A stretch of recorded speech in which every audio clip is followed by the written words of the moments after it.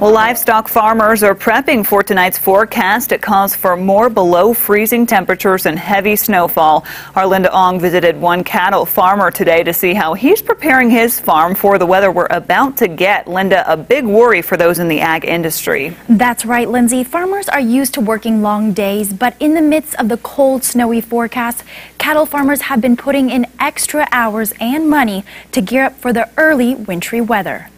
If cows could talk, they would call this a luxury. We've got 152 free stalls in here, and it's just for the cattle to come in and lay down, get out of the weather.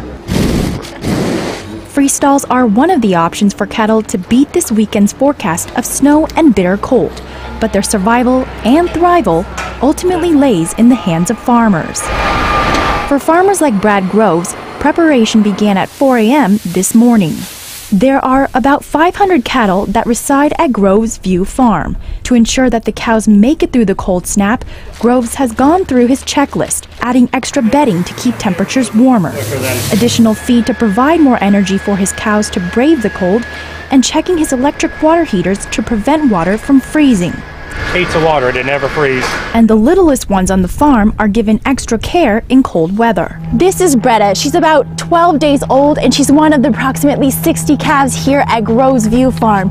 And to keep warm, she has an insulated calf coat, plenty of straw bedding, and extra food. The added care and preps for the bitter cold has tacked on additional costs for livestock farmers like Grove. I would say, it's cost $1,000 to $1,500 extra already this year in bedding. And it's not only the money, but also the time. And the biggest challenge is just, the time, the extra hours you put in, because it'd take an extra 2 hours to do bedding, and take care of them, 12-hour day turns into a 15-hour day pretty quick. But in the end, Grove says the extra effort put into protecting his cattle is well worth the sacrifice. You've got to be dedicated. I mean, they're what makes your living. The more you take care of them, the better they're going to take care of you in the production end.